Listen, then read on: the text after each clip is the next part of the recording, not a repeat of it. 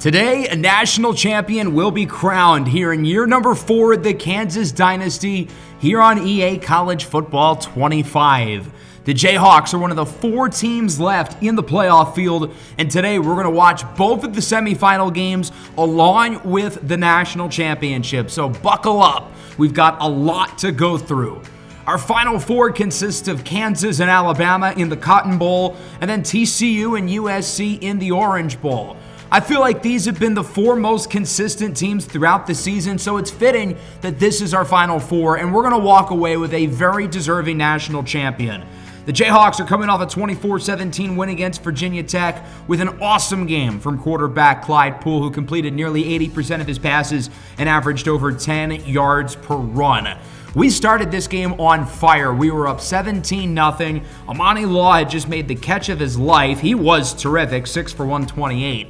But then an interception on the goal line stalled our offensive progress, and we only scored 7 points over the last 2.5 quarters. Luckily, the defense and Dekias Brinkley were able to hold us afloat. Brinkley had 4 more TFLs and 2 more sacks, winning the NCAA Defensive Player of the Week again for a second week in a row. So we'll face off against the number 1 seed Alabama, the super team of this season, and by far the favorite to win the national title. But first, let's go through the Orange Bowl between USC and TCU. The Trojans are by far the most experienced team in the field, being that they made the semifinals last year, ultimately losing to Maryland. USC played in the Orange Bowl last year against Miami and punked the Hurricanes inside of their own stadium in the second round of the playoff. If Sam Onatulu wins these next 2 games and wins the national championship, he will have more playoff wins than any starting quarterback in the history of college football, surpassing Alex Orji, and he will have done it in only 2 seasons before likely entering the NFL draft and becoming the number 1 pick. USC's had some close games against Big Ten rivals Oregon and Iowa. They needed overtime to beat the Hawkeyes at the Rose Bowl, but USC was able to get the job done. This team has won games in a variety of ways, and I think their prior playoff experience has already helped them a lot and may continue to do so. They've got playmakers on defense, they've got playmakers at receiver and at running back as well. As for TCU, representing the Big 12 with a record of 13-1. The name of the game for TCU this year, as is the case with most Big 12 teams, is the offense. Hoss Haney finishing in second place for the Heisman Trophy. But in the quarterfinal playoff game against Ohio State, it wasn't like that. They had to rely on their defense. The offense struggled to score points and move the ball, but defensively, TCU played outstanding football, and a late blunder with 3 minutes to go by Ohio State to punt the ball killed their chances of winning. As I mentioned, Hoss Haney is a stud. He finished in second for the Heisman Trophy, only behind Eli Holstein, who we're going to get to see later today. Fun receivers, granted, no Braylon James, TCU's arguably best receiver, who they hope would potentially be available for the national championship if they win. So let's get this show on the road, the first of 2 national championship spots on the line between USC and TCU. We'll see if USC can make it 5 consecutive national championships in a row for the Big Ten, or if TCU can pull off another Cinderella run very similar to their title in the original NCAA Next Up series a couple years ago on NCAA 14. I think there's a lot of similarities with that Horned Frog squad compared to this year's team. Should be a fun one here in Miami as the first of 2 national championship spots get taken. Sam Onatulu played in and lost in the semifinals last year. He knows what it takes to win this game as he steps up in the pocket and is wrapped up early. It's Farrell Cartagena who brings him down. It looks like Marcus Deal, the projected first-round nose tackle, was there as well. 3rd and 14, it's a screen for Taylor Pinto, the junior running back, who does not get the first down. Pinto's missed much of the year with injury, but him being healthy is so big for this offense. Big tackle there. Gecko Baker, who was arguably TCU's best offensive player last week, does not get the first down. 2nd and 17 for USC. Onatulu looks to scramble with it to the left side. That's going to make up some yardage off of the penalty, giving the Trojans a much more 3rd and manageable. 3rd and 5 to be exact. USC looking to score first. Onatulu looks to throw it. Under pressure, launches it deep downfield. It's caught! In the end zone for a touchdown. It's Ryan Pelham, the transfer from Oregon. And USC will strike first as they lead it 7-0. Sam Onatulu can make all the throws. There's a reason why, even in a loaded quarterback class, he's still being looked at as the projected #1 pick. Pelham is able to win his rep late, get some space in the end zone, and now the USC defense gets going. There's a nice sack. Lorenzo Cowan and Connor Rossi, two of the key players for this Trojan defense, bring him down. USC back with it. It's an option, and Onatulu is flying backwards. That did not work at all. Brock Atwood, the senior linebacker, one of the key leaders and upperclassmen for this team, bringing him down. 3rd and 12, under pressure, another sack. Lucas Samsula, the redshirt senior, brings him home. The TCU defensive line, one of the strengths of this team, is already looking good early. Into the second quarter, look at Haney scramble to the outside. He gets it near the 25. One of the best rushing quarterbacks in the country. As he goes up the middle, it's Gecko Baker. Breaks a tackle, and he's in for a touchdown. TCU ties it at 7. With no Braylon James, Baker has become this team's #1 receiver. He's taken the role and has run with it. Baker knots this one up. Great play after the catch as he's able to find some space up the seam, making defenders miss inside the 5-yard line, and a good throw for Haney. His NCAA leading 48th touchdown of the year. USC back with it, 3rd and 9. Onatulu scrambles left, on the run, broken up. Great play in the secondary there by the TCU defense. It's Vernon Glover who makes the play. On 3rd down, they will not get the first down, however. That is Shane Stites, the running back, wide receiver hybrid, who is just short. 3rd down now for USC. Wide open. This is Rashard Copeland with the first down. For two high-flying offenses, this game only being tied at 7 feels low scoring. Both offenses and both quarterbacks have shown some good things, but neither unit has been consistent. Onatulu down the field, going up and getting it is Copeland, who gets USC near the red zone. 1st and 5. Onatulu all day, back of the end zone, should have been intercepted. Wow, he dodged a bullet there. That was a close one. Late in the first half, should have been picked off by James D'Imperio, the true freshman. On 2nd and goal, that one is nearly intercepted as well. The 5-star true freshman, Ezekiel Ibarra, had his hands on it. And Onatulu, who's only thrown 2 interceptions all year, got lucky twice. 3rd and 5, too easy. JoJo Phillips in for a touchdown, and USC regains the lead with around 30 seconds to go in the first half. Sam Onatulu dodged a bullet twice on that drive. He should have been picked off on multiple occasions in the red zone, but USC gets the ball to bounce their way, and we'll see if TCU, with very limited time, can get something going. Haney on 1st down looks to throw it up the middle. Nice throw and catch. That's Roberto Ruiz as TCU uses their 2nd timeout. Somebody jumped there on 3rd and inches. I think it was the defense, and that's going to make things a lot easier for TCU. Not only do they get the first down out of it and don't have to worry about a 3rd down conversion, but they're in field goal range, and that's exactly what they're going to do. One of the best kickers in the Big 12, Nate McCashland, the redshirt senior from 57 to beat the buzzer. It is good. Drills it with no problem, and TCU will cut the lead to 4. That offsides penalty might end up biting USC in the rear end because TCU would have had to run another play. Who knows if they would have had time to still get a field goal. But now the lead is at 4 going into halftime. I feel like both offenses have been good, but not great, certainly. I feel like both of these quarterbacks certainly have more up their sleeves, and I'm expecting both of them to be highly productive in the second half. Both teams really need to get the ground game going as well. I want to see more Taylor Pinto. There's a reason why, despite the fact that he's missed 2/3 of the year, that he's projected as a 2nd or 3rd round pick. The Trojans need to lean on him a little bit more. And then for TCU, I want to see Hoss Haney scrambling around. He's one of the best rushing quarterbacks in the country. That's a common theme with these teams deep in the playoff. Haney, Eli Holstein, and obviously Clyde Poole are all phenomenal scramblers. Let's go to the second half. We've got a good one here in the Orange Bowl as TCU starts with possession of the football. Haney looks to throw it, steps up, scrambles, tucks it, and runs. There you go. When you get this kid moving in open space, he is really tough to bring down. Now we're looking at a 3rd and 2 for the Frogs. Play action. Haney rolls left, looking deep, and he misfires. The receiver was open on the comeback, but Hoss Haney misses the throw. So USC's going to hold on to their lead. It's McCashland, and he is cash money, living up to his name. 2 for 2, and the lead is within 1.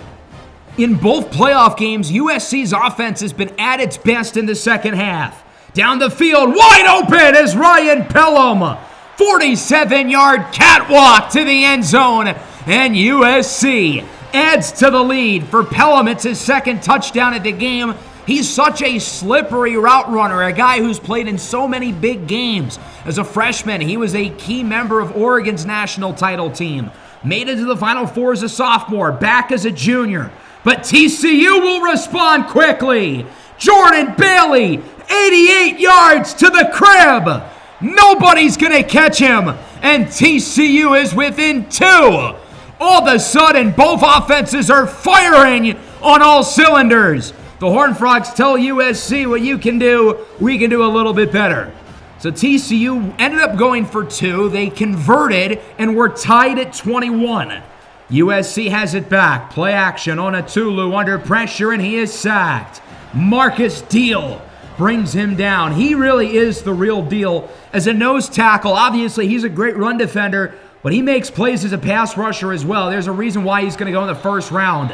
Ryan Pelham with the first down on 3rd and extremely long, continuing his great game.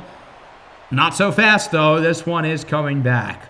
Holding against Jared Baptiste, and instead of the first down and continuing the drive, USC now has it at the 6.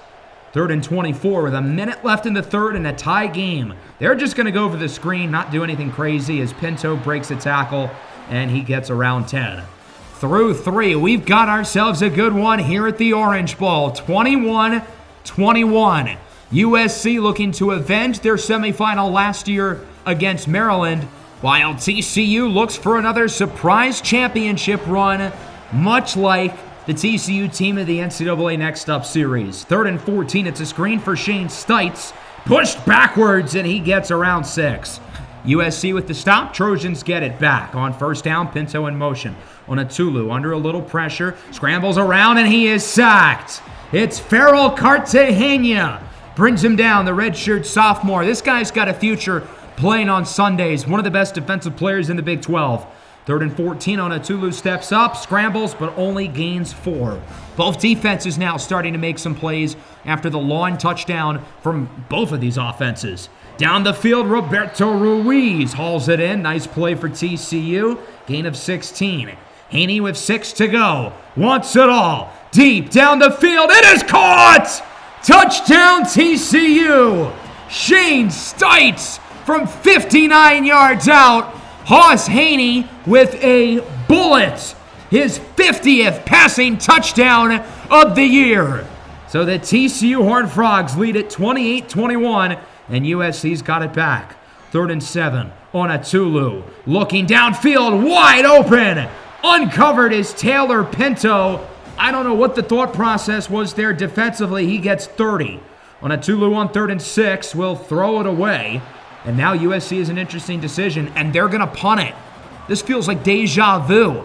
Just last week, Ohio State was down by 4. They were in field goal range. They punted it away, and TCU did not let them get the ball back. Since the kick would have been farther and USC's kicker has been really shaky, I understand the decision a little bit more. Nonetheless, if USC does not get the ball back, that would be a really bad look, especially considering it wasn't even a good punt. At least Ohio State pinned them at the 1. This is only the difference of around 15 yards. On 3rd down, Haney forces it into traffic and is intercepted. Ty Jennings picks it off, and USC has new life.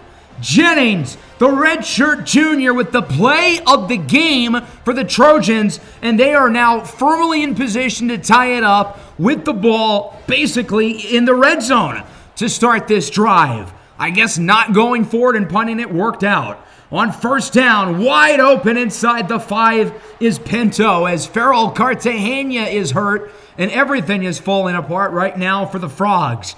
Can USC punch it in and tie this game? Imagine if they went for 2 to take the lead. That'd be crazy. First and goal. They'll go with Pinto, and he is close, but not there yet. USC's got to make sure they get this in. TCU is unbelievably physical and tough at the line of scrimmage. Second and goal. Final play before the 2-minute timeout. USC is in. Taylor Pinto with the touchdown. 28-28, as USC did just decide to go for the 1 and play it safe. So Hoss Haney, who threw an interception on the last drive, now will look to win it for TCU and send them to the national championship. On first down, Haney steps up, scrambles, and runs, sliding at the 50.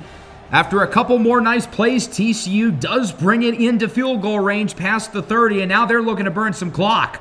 Second and 1, big first down gain for Nate Palmer, and now they're looking to get USC to burn these timeouts. TCU in the driver's seat, in position to potentially win this game.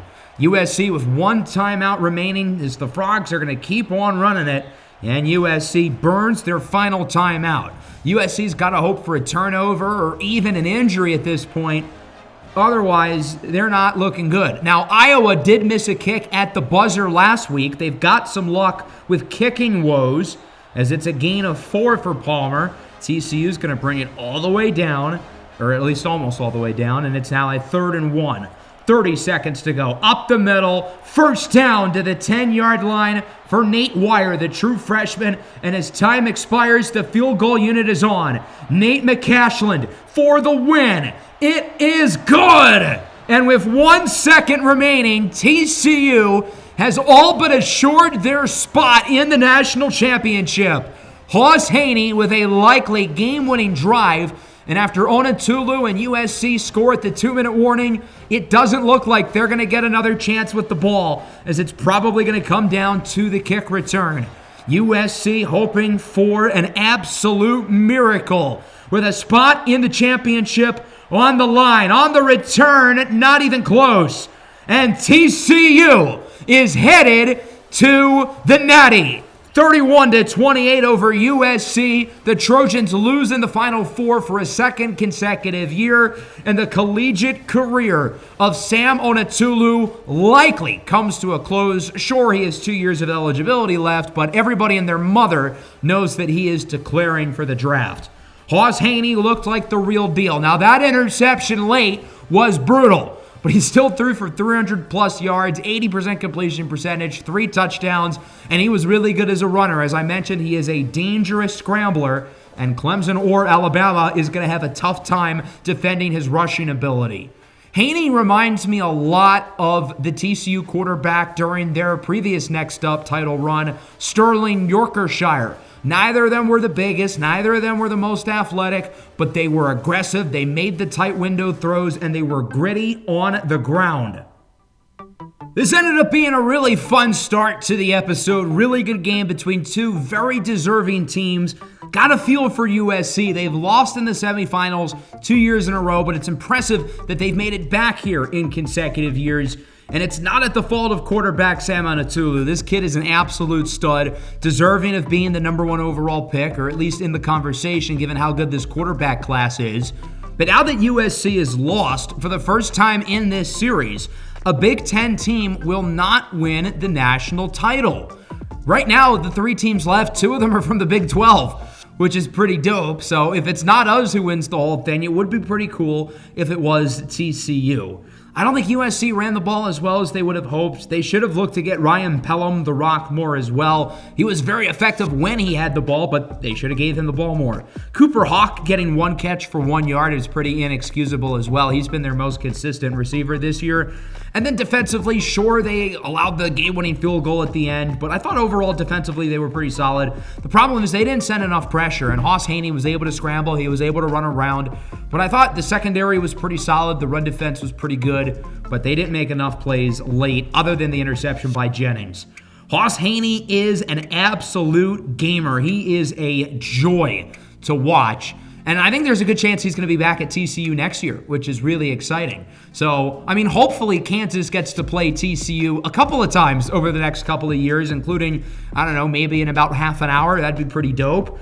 Regardless, though, Hoss Haney is a star. And I think once he enters the NFL, he's going to be looked at as a Baker Mayfield type. Again, not the biggest, not the strongest, but he's gutsy. He makes the big-time throws, and he's a winner. That scramble on the final drive to get them to around the 50 was their most important offensive play of the game. He gets in his own way a little bit, though, as we saw with the interception by Jennings. Gecko Baker played really well, leading the charge for the Frogs in the air. And then defensively, I thought they were quite solid. This defensive line, these guys are good. Ordahania and Deal, both not only NFL guys, but probably early picks into the NFL. One game down, we've got 2 more to go, and that starts with the semifinal at the Cotton Bowl. Kansas faces off against top-seeded Alabama. The Crimson Tide have been the clear frontrunner to win the playoff. They've been the best team in the country this year, decimating pretty much everybody in their way. And we'll see if we can be the team to stop them and advance to the national championship for the second time in this series.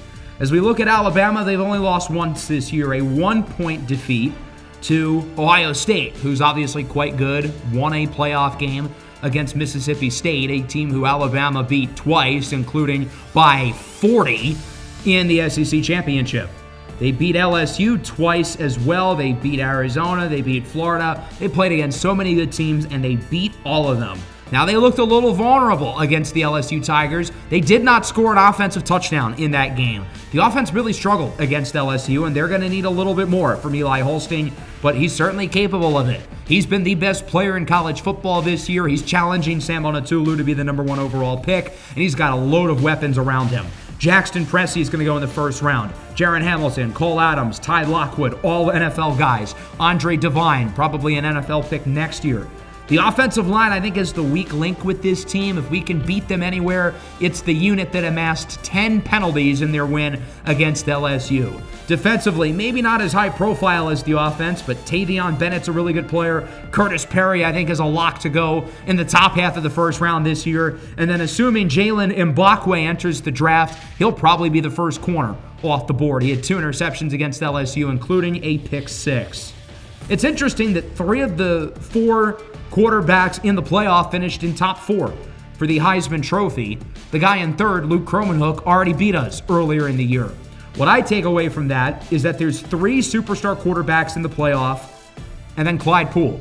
And the question is, can Clyde Poole lead his team to a national championship even with these superstar future NFL prospects ahead of him? I think we've got the team to do it. We've got underclassmen who are ready for the challenge and upperclassmen who have been there, done that.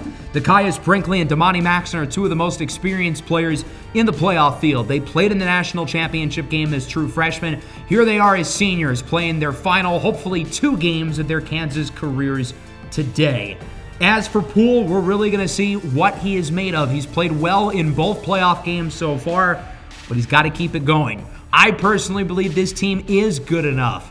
Remember back in season 1, nobody thought we could beat the number 1 seeded, undefeated Oregon at the Rose Bowl, and we did that. Granted, that was with Jalen Daniels and Devin Neal and Kobe Bryant and all those guys. But I think the culture and the foundation that those guys have set with the underclassmen at the time, like Brinkley and Maxon, have paved the way for this group.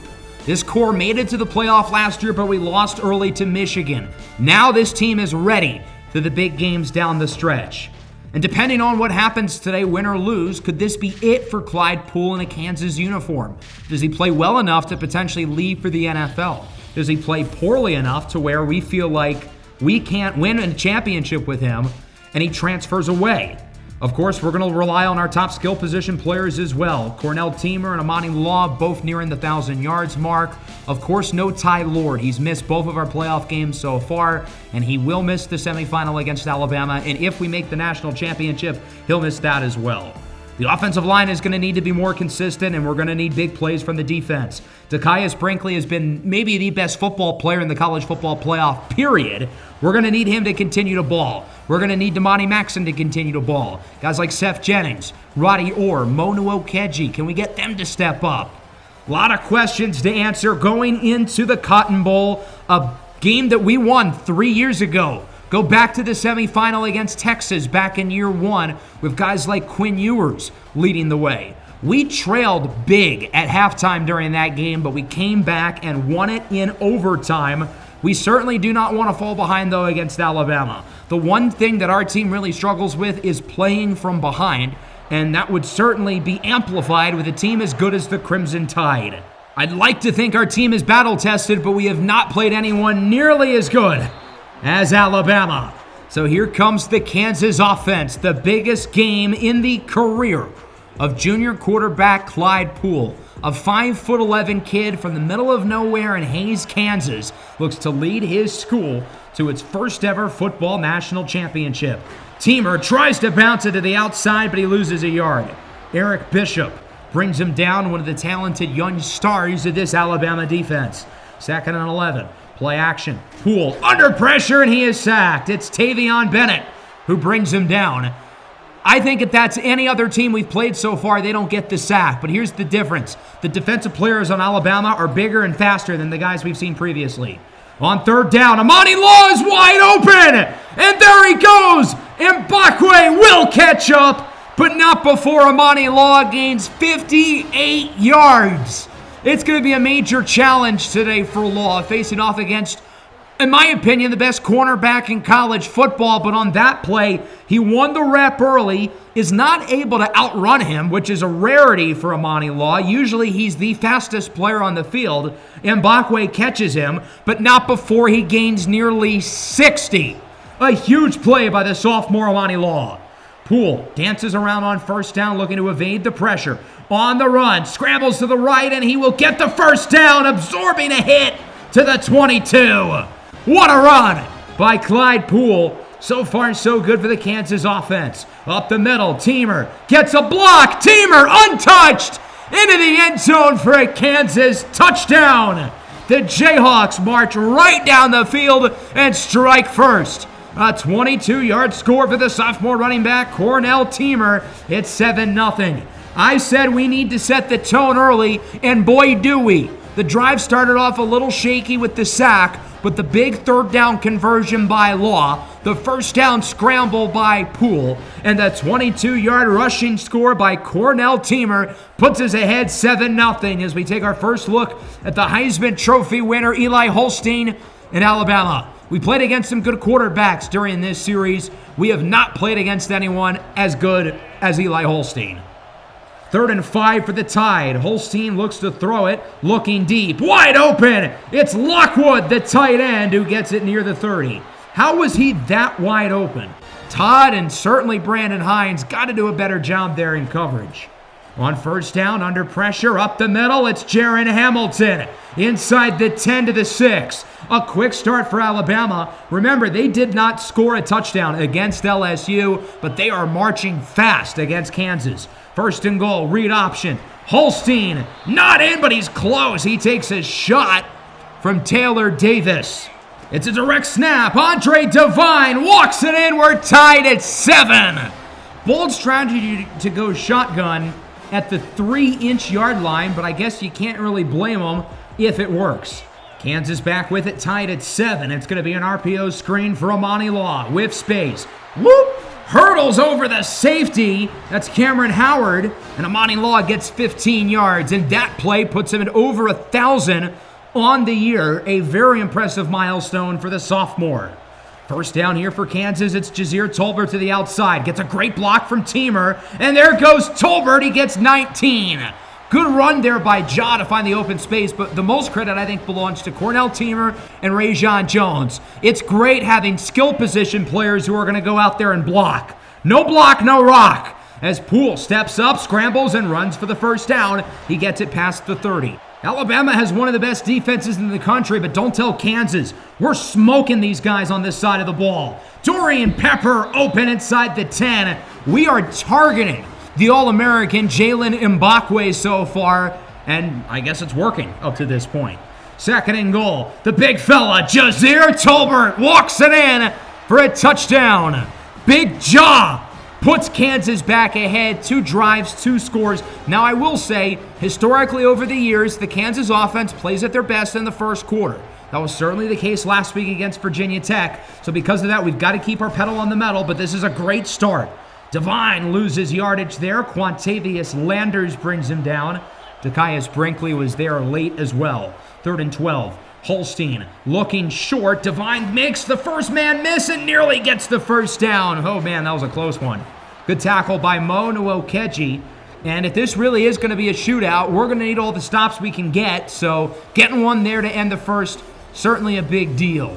14-7 through 1. The Kansas offense has been terrific up to this point. We're averaging 11 yards per play. Now, Alabama's been great offensively as well. Both of these quarterbacks have been terrific. There are 0 incompletions so far, but Alabama's in for the sack. It's Tavion Bennett, his second of the game. Clyde Poole has not missed a throw yet. He's been perfect, but he has taken a couple of bad sacks. On 3rd and 13, Poole looking downfield, wide open. It's Maddox who gets it past the 50. How did Mario Maddox have all that space? Alabama knew we were going to look to stretch the field there, but he still gets 28. Poole steps up, scrambles again, and we've got a flag. Our offensive line has been perfect so far with the penalties, but this one is coming back. The big weakness for both of these teams is their lack of discipline on the line. 2 of the worst offensive lines in the country in terms of penalties.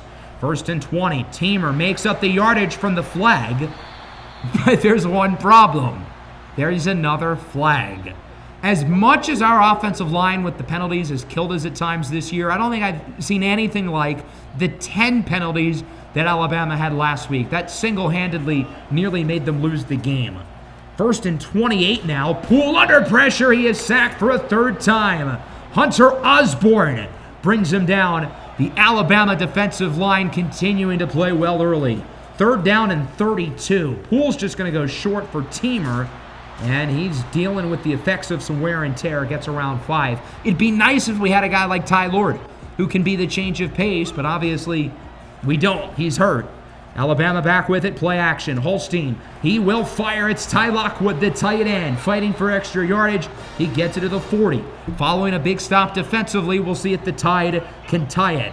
Looked like somebody jumped there. The lack of discipline continuing to be a problem for Kansas, even for the upperclassmen. Dekias Brinkley is called for the penalty, and that's going to give Alabama an additional 5 yards. We've got to be more disciplined at the line of scrimmage. We're getting in our own way. We're playing really well, but we're shooting ourselves in the foot.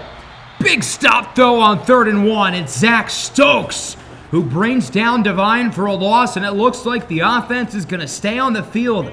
I respect the gutsiness for Alabama. They have a good kicker. He made a few field goals last week, but they're going to go for it here on 4th down. Short throw, got it out quick. We're trying to push Hamilton back, but he's still able to get the first down. Crispin nearly pushed him away from his forward progress and almost stopped him from getting the conversion, though. Interesting to go 5 wide there on 4th and short, but it pays off. Holstein dances around under pressure, and he is wrapped up for a sack. Santiago Herrera, the redshirt freshman, brings him down. That's a really savvy play by the linebacker. He sees Holstein running. He leaves his zone. It's a little risky, but he's there with the sack. Under more pressure, it's a short throw for Devine, who gets annihilated by Jalen Todd. Still a good gain, gets around 9, and we've got another 3rd and short. They're going to go back to the ground, and Tay Meadows loses 3. Samuel Mpemba brings him down. The run defense has been fantastic. We've been sniffing these 3rd down runs, and Alabama has not seen it coming. So that'll bring out the field goal team. Here is Robert Spencer from 41. It squeaks through. That was a close one, but it goes in for the junior, and Alabama brings it within 4. We'll see if Kansas can rebound after a stalled drive previously, as it is a 1st and 10. Play action. Poole rolls out to the left. He'll go short. Jazeer Tolbert, breaks the defender's ankles, and Tolbert is still up as he gets around 16 yards. Tolbert is known for his downhill physical running style, but he is a weapon in space as well. 3rd and 12. Poole under pressure off the blitz. Looks to run it up the middle. He gets the 1st and more. He's just too fast for everybody on the field to bring him down. My goodness, what a weapon.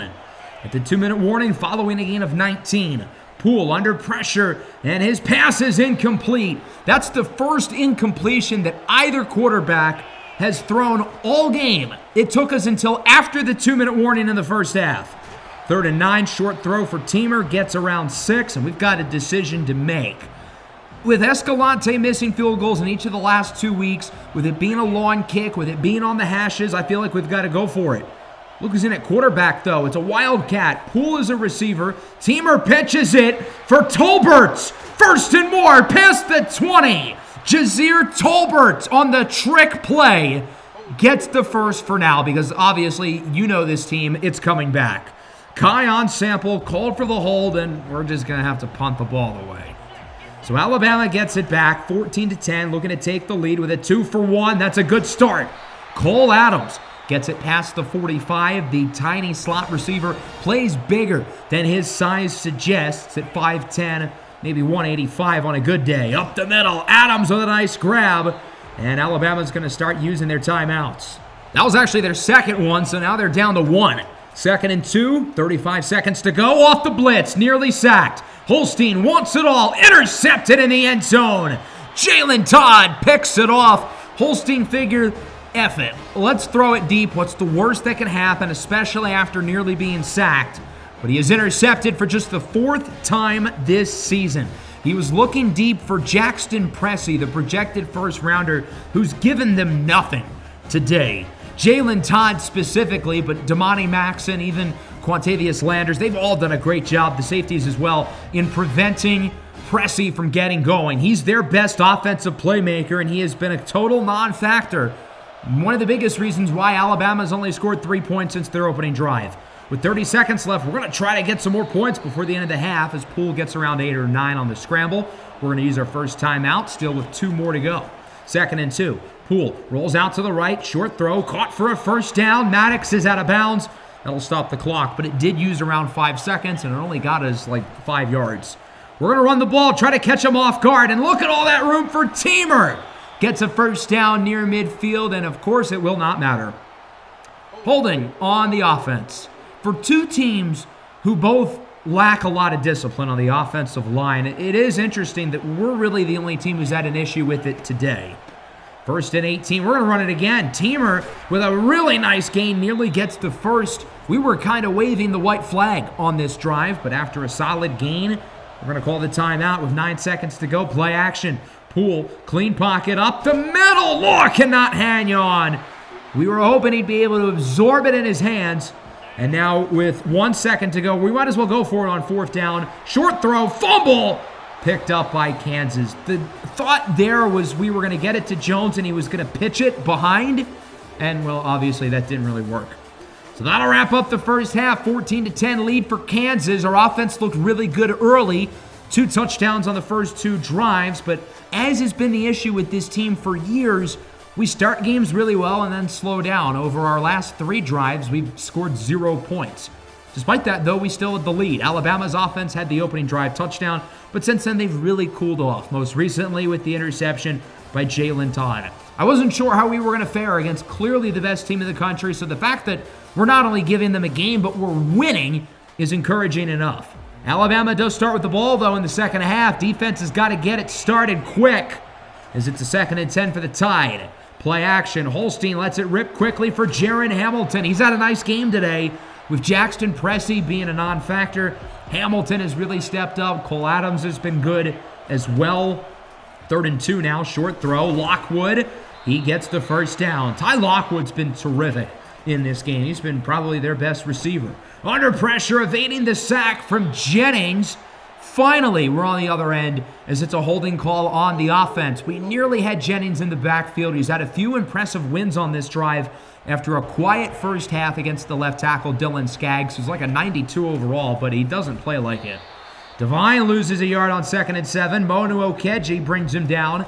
Alabama has not been able to run it at all, but they have been able to throw it. Lockwood, wide open. He takes it all the way for an Alabama touchdown. Ty Lockwood from 50 yards out, and for the first time today, the Crimson Tide had the lead. Up the seam, both of the safeties were too slow to react. Taylor Davis and Brandon Hines were not able to turn their bodies quick enough, and Lockwood takes it for a house call. Big drive for the offense. 3 and out for Alabama's defense. Teamer only gets 2. Certainly not what we were looking for there. Our offense is ice cold. 5 scoreless drives in a row. Alabama back with it. Holstein scrambles to the left. He will fight for extra yardage. Stiff arms Nwokeji and gets the first down. An impressive scramble by Holstein. 5 minutes into the third. It's been a great start to the quarter for Alabama. Holstein, he's going to go short. Devine loses yardage. Nwokeji and Damani Maxson bring him down. Jalen Todd was there as well. 2nd and 12 now. They're going to hand it off with Devine to the right side. First down, juke move, and he's pushed down by Landers. Devine starting to look better after I think he had maybe 1 yard in the first half. Murphy jumped. Holstein did not snap it quick enough. We got lucky there, but maybe not. Lockwood shrugs off the hit from Hines and is decked by Davis. 5 catches, 130 yards for Lockwood. Brandon Hines has not had a great game. We usually rotate him and Marcus Ashe at strong safety. I think it's going to be mostly Ashe the rest of the way. From the 12, Holstein pushes himself off his teammate, and he's in for a score.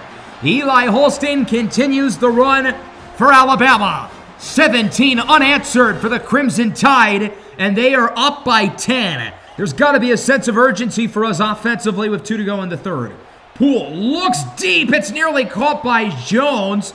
He was open down the field. Poole was hit as he threw it, and credit to Jones for nearly tracking the ball. 3rd and 14. Poole scrambles, has Lamore wide open, and he's overthrown. This offense is ice cold. What happened from the first 2 drives to now? This has gone downhill really quickly. Ofisa Sammy on to punt it, and I think he shanked it. It had the distance. I don't think it was tipped, but it was a short punt. I don't know what happened there. Alabama's going to start nearly at the 50. What a disastrous third quarter for Kansas, and we have to get a stop defensively. Devine pushed backwards, loses 3. That's a good start. We needed that badly. Got to get a stop on 3rd and 4. We cannot let Alabama score yet again. Calling a switch defensively. Holstein looking deep, and it's broken up by Todd. Jackson Pressey was open. I think that one is on Holstein.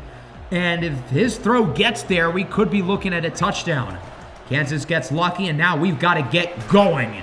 Teamer starting inside the 5, gets the first down. That'll knock us out of safety range. Under 10 seconds in the third. Play action. Poole cannot evade the pressure. It's Hunter Osborne again. His 2nd of the game. Through 3, Kansas has some work to do. A disastrous third quarter for the Jayhawks. We got nothing offensively. Our offense has been invisible for 2 quarters. The defense was shaky as well. We did just get a nice stop, though. Hopefully that can give us some momentum. But we've got to get going on offense as we start with a 2nd and 17.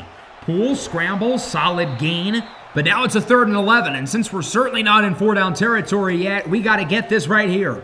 Poole up the middle with a seed for Maddox. What a throw for Clyde Poole with 3 defenders in the area. Launches it perfectly into the hands of Maddox, his 6th reception of the game. Play action, Poole under a lot of pressure. Hit as he throws. He's got Amani Law. Wrapped up by Jaleel Hurley, who transferred to Kansas in real life, ironically, but not before getting it past the 40. 3rd and 5. Poole gonna go short for Teamer. He gets the first down, and finally, the offense is getting something going here. We're moving it down the field nicely. Following play. Looks like a levels concept. We've got space to the right. No one's open, and he is eventually sacked out of bounds by Keon Keeley. I tried to throw it away. The right stick wasn't working. 2nd and 16. Poole chased from behind, evades the pressure, and he gets a few.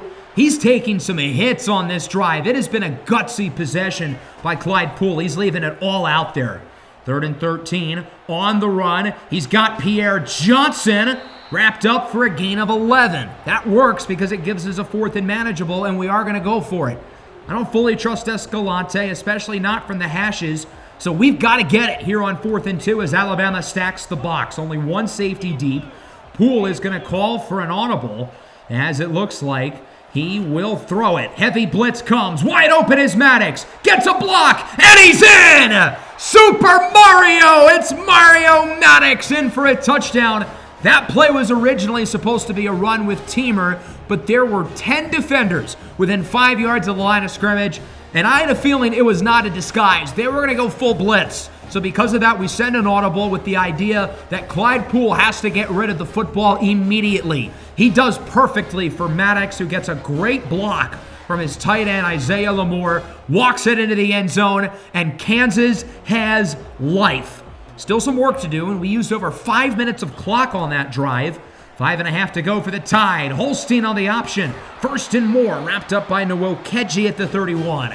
Even if Alabama gets a field goal, just give the offense a chance to win the game. All we need is a chance. Nwokeji nearly with the sack. Short throw. Hamilton, spin move, first down. How did he make that work? I mean, we should have gotten the sack, first of all. But then how did Hamilton make that play after the catch? That's inexcusable tackling. 4.5 to go. Nearly intercepted. Devontae Crispin had it in his hands. That would have changed the game. That would have changed the season. 2nd and 10. Holstein under pressure. Goes short. Devine gets nothing. He loses yardage. Mo Nwokeji flying around the field here in the second half as we look at a 3rd and 10 for the Tide. Biggest play of the game. Holstein wide open. Jackson pressing with the first down. We have not called his name at all. That is his 2nd catch of the game, but it could not have come in a bigger spot. And now Alabama is in full chew clock mode past the 50. Devine on first down. Push backwards. Breaks a tackle. Gets the first, and he is wrapped up out of bounds. So at least the clock stops, but still, what a run by Devine for the first down. From the 22, Devine again. He will break away from Crispin and gets around 4. Tick, tick, tick, tick, tick, tick. That clock is moving. Under 2:40 to go in the 4th. 2nd and 6. Defense has got to give us a stop. Tay Meadows gets it. Spin move. Wrapped up after a gain of just 2. Now it's a 3rd and 4. We're not going to use our timeouts yet. That'll bring us to the 2-minute warning. The biggest play of the game, the biggest defensive play of the season for Kansas. Devine to the left side, gets the first down inside the 5. Andre Devine with the first down for Alabama, and now we've got to hold them out of the end zone as we use our first timeout. 1st and goal, Devine gets nothing. It's a loss of 3. Damani Maxson brings him down. And Richard Veer, the guard, is hurt, which means Alabama has to call a timeout to stop the clock. That is a huge break for us, along with the fact that they lost 4 yards, and it's going to be a whole lot more challenging to punch it in. Devine makes up the yardage on 2nd down. Maxson brings him down again. And now we're looking at a pivotal 3rd and goal. A field goal keeps it a 1-score game. Just give the offense a chance to win. 3rd and goal. Holstein and empty. Wide open! Cole Adams! Touchdown, Alabama! The Crimson Tide make it a 2-score game. They march down the field, they choose some clock, and it's Adams with the touchdown. And now Kansas finds themselves needing a miracle. Cole Adams had plenty of space there. We had Maxson coming in off of a blitz out of the slot. Maxson had the tackles on 1st and 2nd down, and I figured he's our most instinctive run defender. I want him in the line of scrimmage, but that gave them space for Adams. So now we've got to start launching stuff up, and Poole is intercepted. Jalen Mbakwe picks it off for the Tide. Maddox brings him down, and that might just about do it. Alabama a first down away from officially clinching a spot in the national championship as Jalen Mbakwe brings out the turnover belt, and it looks like it'll be too little too late for Kansas. The Jayhawks fought as hard as they could, but now they need an absolute miracle, even bigger than the 3-score deficit against Houston in year 1. Jones does a good job of separating away late from Mbakwe, but the pass was a little underthrown. It's hard to blame Clyde there. I mean, we had to throw it up, hope we would get lucky, but it doesn't happen. Devine with the first down, and that will do it for good. Alabama in victory formation as Eli Holstein will send the kneel down. Up, not so fast. We're going to call the timeout to throw him off. But yeah, this game is over. Alabama's going to the national title. They defeat the Jayhawks 31-21. We gave the top-ranked Tide all they could bargain for, but unfortunately, our season is over. That was kind of cool, wasn't it? I mean, obviously not the result of the game. That certainly was not cool. Kansas journey at a national title here in year number 4 falls in the Cotton Bowl. It'll be Alabama against TCU for the national championship in just a couple of minutes. This one is certainly going to hurt for a while, though. We had our chances. We played really well, especially early in this game, but the offense scored 7 points in the final 3 quarters. It's hard to really point the finger on offense. I guess the offensive line with the bad penalties. We had Clyde Poole get sacked, I think, 4 or 5 times. A couple of those were bad plays by Clyde, but also not enough time for him to throw the ball. I don't think Poole is the reason why we lost the game, though. And then defensively, we were good early, but we were not clutch in the second half. I mean, out-penaltying them 7-1 is certainly not ideal. Poole goes 17 of 24, 257, a touchdown, and then the interception. Again, it's hard to blame him for that. We were throwing up stuff late, hoping for the best. Clyde Poole does not win a national championship here as a junior, and now we've got to see what's next for him. The NFL, the transfer portal, or are we going to run it back with Clyde Poole in year 5? I don't think he was as bad as the rushing numbers suggest, and he did not have a fumble. That was the Rajon Jones play at the end of the first half. I don't know why they're giving him the fumble. What I don't like is Jazeer Tolbert only getting the ball 3 times. Normally, he's the guy who gets it a lot in the second half when we're winning to wear out the defense, but the problem is we were not winning. 7 for 82 and a score for Maddox, 3 for 98 for Amani Law. He did have that one kind of bad drop in the second quarter, but we've got to find more ways to get him the ball. He averages over 20 yards a catch this year. All 5 of the offensive linemen let us down. 4 of them let up sacks. The other one, Trahan, had a couple of penalties. Defensively, we had some guys individually play well. Monu Okeje was really good. Samuel Mpemba was really good. Jalen Todd was terrific. But we didn't get enough from the pass rush. Dekias Brinkley was double-teamed. Alabama schemed him well, and Brinkley finished his collegiate career half a sack shy of the all-time record from the late, great Jalen Ferguson. Eli Holstein had a strong game. Andre Devine was a non-factor early, but was great in the second half. And then defensively, these guys started slow, but they really keyed in. After the first 2 drives, Alabama only allowed 7 points the rest of the way, and that was with Curtis Perry not giving them much production. Jalen Mbakwe, though, he was targeted early but played really well after the first quarter. So with that, we simulate to the national championship. I was really thinking and really hoping we would get another game today, but it's not going to happen. We do have Samuel Mpemba winning the Conference Defensive Player of the Week, though. That's pretty well deserved, although he was only competing with TCU guys and our guys. Ryan Pelham and Tavion Bennett win the National Players of the Week, and with that, we are down to 2. TCU and Alabama for the national championship. Let's see who will be crowned our winner here at NRG Stadium in Houston. As I mentioned, TCU has played in the national championship before in the NCAA Next Stop Series, and it's kind of a similar circumstance. They were the heavy underdog in that game against the super team Clemson squad with Heisman Trophy winning quarterback and future number 1 pick, Cade Hutchinson. It's a similar story. Super team Alabama, Heisman Trophy winning quarterback, possible number 1 pick, Eli Holstein.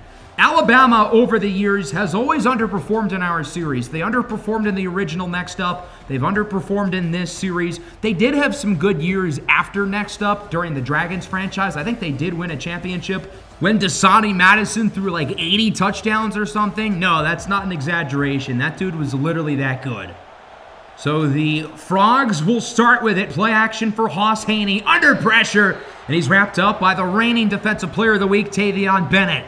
He was a problem for our offensive line, and he's off to a quick start against TCU. 3rd and 9 now. Holstein's going to go short. It's the backup tight end, Jax Porter, who does not get it. What a tackle there to prevent him from the first down. Cameron Howard brings him down, and Alabama gets it for the first time today. Holstein dances around. He will fire, but it's broken up. Lockwood cannot hang on, and the Tide start with a punt as well. TCU back with it. Slow start offensively. Haney gets rocked, but he's got Ruiz wide open. Touchdown, TCU.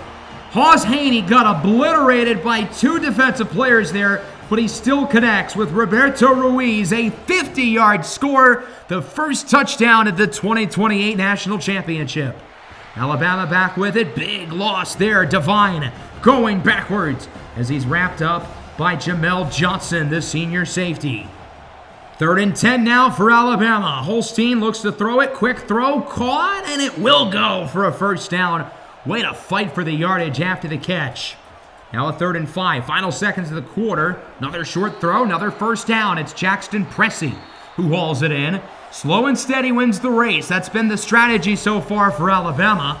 They trail 7-0, but they are moving it pretty well to start the second quarter. We'll see if the Crimson Tide can tie the game. It's been a pretty good game so far. Certainly hoping it's not like last year where Notre Dame was just launching 70-yard touchdowns all game against Maryland. It's a 2nd and 4 for the Tide. Holstein looking deep, wide open. It's Pressey inside the 5. He's already been way better than he was against us. Short throw, Devine going backwards. On 1st and goal, it's Brock Atwood who brings him down. 2nd and goal now at the 7. I've noticed Alabama's offense in the red zone is a little inconsistent. They usually find a way to get it there, case in point, but it's never easy. This time it's going to be especially not easy. This one's coming back. The touchdown off the board. Wilkin Formby called for a holding. So now Alabama's looking at a 3rd and goal. They're backed up at the 11. Holstein has time, now under pressure, and he is sacked on the play.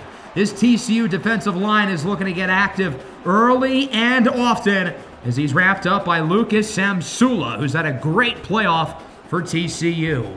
Robert Spencer on to kick here for the Crimson Tide. 35-yard try is up, and it is good. Alabama on the board, only with a field goal, though. The touchdown taken off the board results in a 4-point swing. TCU back with it. Haney steps up, looks to run, and he gets the first down. Alabama was able to limit Clyde Poole as a runner, mostly because he got sacked like 5 times. They are doing it again with Haney. Palmer to the outside. Good run for TCU. Their offense is looking really solid here against Alabama early.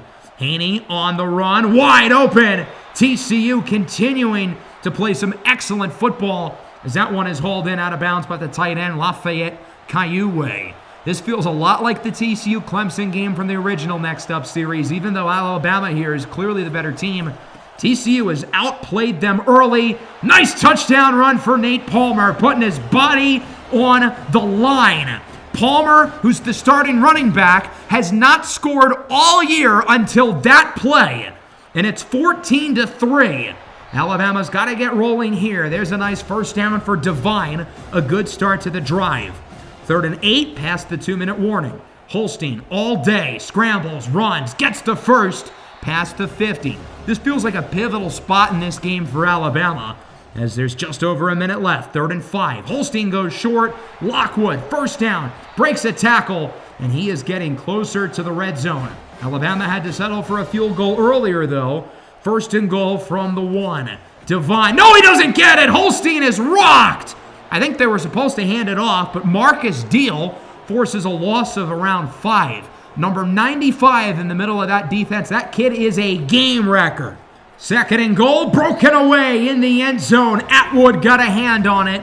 Alabama cannot settle for another field goal. The LSU game, they struggled in the red zone. Against us, they were inconsistent. Today, they're struggling. 3rd and goal. Holstein scrambles, rolls left, looks to run, and he's in! Eli Holstein with a huge rushing touchdown. Alabama needed that one badly. It's going to make it a 1-score game, and it's going to give them a much more doable deficit going into halftime. An impressive scramble by Holstein, and I think compared to some of the other top quarterbacks in this draft, like Sam Onatulu, DJ Lagway, Arch Manning, Jay Pitts even, Eli Holstein's a much better runner than all of those guys. He is a true dual-threat quarterback, and that's been shown time and time again this year for Alabama. 1 half down, 1 to go. The Horned Frogs have the Crimson Tide on upset alert. Look at the time of possession. Perfectly balanced, as all things should be. 10 minutes apiece. We'll see if TCU can keep the upset going and look to win another national championship, take one home for the Big 12, or if the top-ranked Alabama can do what no super team has ever done, seemingly in NCAA Next Up, other than the Puma Whitlock Ohio State teams. Can he avenge the Cade Hutchinson Clemson teams? Can he avenge Dylan Gabriel and Oregon back in Season 1 of this series, or Cade Klubnik and the Clemson team from Season 2? It's Tay Meadows to the left side with a first down to around the 50. Good start to the drive for Alabama. The Crimson Tide scoring a touchdown on their opening drive of the second half against Kansas really gave them some momentum, propelled them to the win. But they're not going to here. Pressey doesn't get the first down, and they're going to punt it away. 4th and inches past the 40. That is cowardly. Why are teams so afraid to go for it on 4th and short against TCU? I get their defensive line is really good. I get that Marcus Deal is a game wrecker, but grow a pair of balls. TCU made up the yardage within one play. It's a gain of 24 for the true freshman Nate Wire, and TCU is where Alabama would be if they didn't get the conversion. Fumble, it's out, and it's picked up by the Crimson Tide. Hold on, we've got a ball game. Shane Stites coughs up the football, forced away by Marco Gomes, the redshirt sophomore, and Jair Judson, number 34, the All-American linebacker, recovers it for Alabama. This changes everything. It gives the Crimson Tide the jolt of momentum that they've been missing. On 2nd and inches, Holstein goes short. Jaron Hamilton, first down in the red zone. Alabama has them right where they wanted. The Crimson Tide were down 14-10 at halftime against Kansas as well. Nearly getting the first down there, not quite, but they're close. 2nd and goal. Alabama struggles in short yardage spots. TCU excels. Oh, somebody jumped! TCU seems to think it's on Alabama, but it clearly was not. An offsides call against Avion Carter. So instead of the 3rd and short situation where Alabama struggles and TCU excels, it's a 1st and goal, and the Tide take advantage. Everett Polk, the walk-on senior tight end, scores in the national championship to give Alabama their first lead, I believe, of the entire game. On 3rd down for TCU, Haney gets decked. Jalen and Buckway and friends bring him down.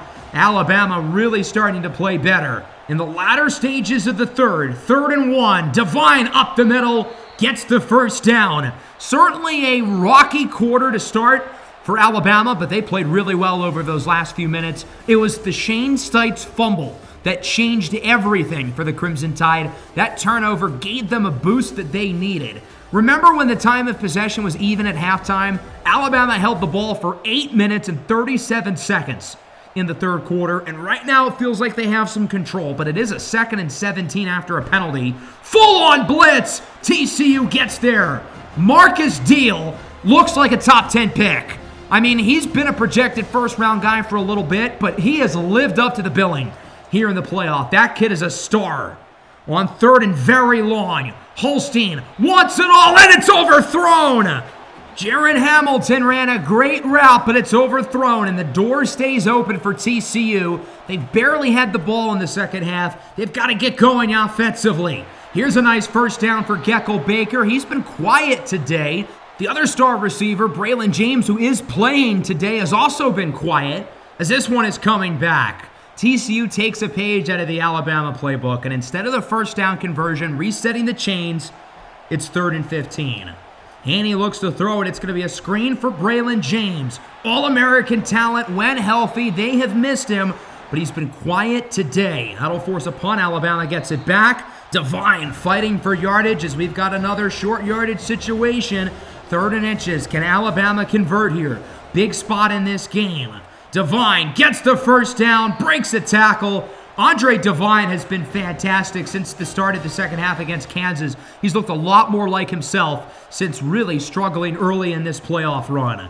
Short throw for Tay Meadows. Outruns the defense, gets the first down, nearing the 30. A touchdown puts Alabama up by 2 scores. We'll see if they can do it. One of the biggest plays of the game so far, 3rd and 8. Holstein looks to throw it, looking deep for the end zone. It is broken up. He was looking for Caleb Odom, who's shaken up after the play. So TCU gets the stop, and unlike Kansas, at the very least, they'll give their offense a chance to win with 4 to go. 46-yard try for Robert Spencer to look to bring the lead up to 6. His kick is good. Spencer 2 for 2. He's been automatic in the playoff for Alabama. But TCU leaves the door open. They have not scored in the second half. Their offense has been really quiet. This feels like a good time to change that. Stites, with the fumble earlier, gets nothing. Another flag. TCU is shooting themselves in the foot.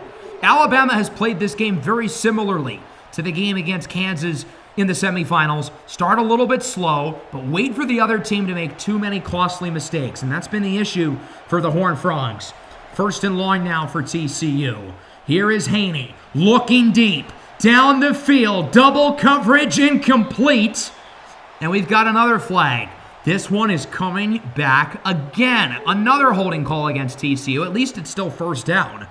But now it's a 1st and 24 at the 5. Hunter Osborne, who had 2 sacks against Kansas, is banged up. That could be a big loss for them, as it's 1st and 24. TCU has backed themselves into a corner. We'll see if they can get out of it with 3:46 to go. Haney looks to throw it, goes short. It's Baker, gets a few. We've got another flag, and for a 3rd straight play, this one is coming back again. And get this, TCU is so far back that it's a safety for Alabama, and they're going to get the ball back. In the biggest drive of the year, TCU runs 3 plays, holding, and it results in a safety. That has to be the most pathetic game-winning drive attempt I have ever seen. Alabama now looking to win the game for good. I mean, how do you do that on the biggest drive of the year? How does that happen? Alabama's struggling, though. 3rd and 14. TCU's defense is keeping them in there. They want to give their offense one more chance. We'll see if Alabama can convert. A 3rd and 14, 2.5 to go. Holstein down the field, lets it rip for Hamilton. No one's in front of him. Jaron Hamilton is gone. 64 yards for a touchdown. He says night-night to TCU, and that could be the silencer of their chances. Washington, Jefferson, they may be the presidents, but right now it's Hamilton who sits atop the college football world at this very moment. A 64-yarder down the seam, a Heisman moment for Eli Holstein, and potentially the national championship clinching play for Alabama. At the 2-minute warning, TCU is down by 15. They need a lot to go their way. There's a nice throw, bringing us to the 2-minute warning. TCU has not scored in the second half. Alabama has outscored them 19-0. Here is Haney, under pressure, runs by the defender, scrambles for the first down as he gets it to around the 25. That's a nice little run. TCU's finally moving it down the field, but it might be too little too late. On first down, here is Haney. He'll go short. It's Shane Stites with room, fighting forward. Not quite a touchdown, but he is close. His clock is going to continue to move. 1st and goal. Short throw, caught. Lafayette Kaiue is stopped. And the clock is going to continue to run. Tick, tick, tick, tick, tick, tick. Just over a minute to go from the half-yard line. 2nd and goal for TCU. It's another pass. Haney looking short, broken up. They're struggling to punch it in. This feels like Alabama's offense in the red zone. There's only 54 seconds left. 3rd and goal for TCU. Haney looks to throw it, scrambles, and will run it in. Superman dive for the touchdown. And now for TCU, they've got to get the onside kick if they want any chance of winning this game. For all the marbles, with 51 seconds to go, Alabama is an onside kick away from becoming the national champions, and the kick is quickly recovered by the Crimson Tide, and that will do it. Eli Holstein completes one of the greatest seasons in college football history as he's out for the final kneel down. And for the first time in the Kalen DeBoer era, the Alabama Crimson Tide have won the national championship as they defeat TCU 29-21. A legacy of failure for Alabama throughout this series. Every season of this series, they started off really poorly. Remember year 1? Week 1, they lose to Western Kentucky. Week 2, they lose to South Florida. And it feels like the sky is falling. But slowly but surely, Alabama figured things out. They bring in Eli Holstein from the transfer portal, from Pitt. What a story for this young man who started his career at Alabama before going to Pitt, transfers back to Alabama, had an okay junior season, sticks around for his senior year, and he wins the Heisman and a national championship, putting him in the lore as one of the all-time great Alabama quarterbacks, joining the likes of Mac Jones, Bryce Young, Jalen Hurts, and Tua Tagovailoa. Why is there a fan there? They're just letting bro chill. Okay, fair enough. The Alabama Crimson Tide and a drunken fan will celebrate the national championship together. This ended up being a pretty good game, maybe not as climactic as seasons 1 or 2, but it was definitely better than last year's championship game, which was a total dud. I think the big difference here was the time of possession. It was completely even in the first half. Alabama in the second half had the ball for 75% of the time. Heisman Trophy winner Eli Holstein was very good in the playoff. He will not win the college football playoff MVP, but he will win the national championship MVP, although you can easily make a case for Andre Devine. I think he would have gotten my vote. Jackson Presley, a lot busier today. Jaron Hamilton with the clincher. Defensively, these guys were excellent in the second half, despite only getting 1 sack. The fumble forced by Gomes, recovered by Johnson, that was the game changer. As for your college football playoff MVP, it's Jalen Mbakwe. 3 interceptions, a pick 6 against LSU, shut down some of the top receivers. He limited Amani Law in the second half of our game. And then today, Braylon James, Gecko Baker, they were quiet. Hoss Haney gave it all he got. He really fought in this game, but it was not enough for TCU. Unlike the NCAA Next Up series against Clemson, they fall short. Super teams historically have always struggled in the playoff in my series for whatever reason, but Alabama got over the hump, and because of that, they're going to be right up there with the Puma Whitlock Ohio State Buckeyes as one of, if not the greatest teams we have seen in the NCAA Next Up era. Let's simulate the week. Let's look at the players of the week, although I already told you the offensive MVP and the game's MVP was Eli Holstein. The defensive MVP was Brock Atwood, who lost the game. Okay? And this is our final bracket. I don't think I've ever had a number 1 seed win the whole thing. Dating back to the original Next Up series, maybe one of those Ohio State teams was, but number 1 seeds and super teams historically do so bad. Alabama broke the curse. So that sets us up for the offseason. The end of the road for many of our top seniors, Damani Maxon and Dekias Brinkley, the culture changers of this team. We'll figure out what's next in the career of Clyde Poole. Are we going to run it back for 1 more year, or will there be a new signal caller chosen under center for Kansas? We've got some big decisions in the next episode, and it should be fun. Hope you guys enjoyed. Make sure to leave a like and subscribe to the channel if you are new. Rock Chalk.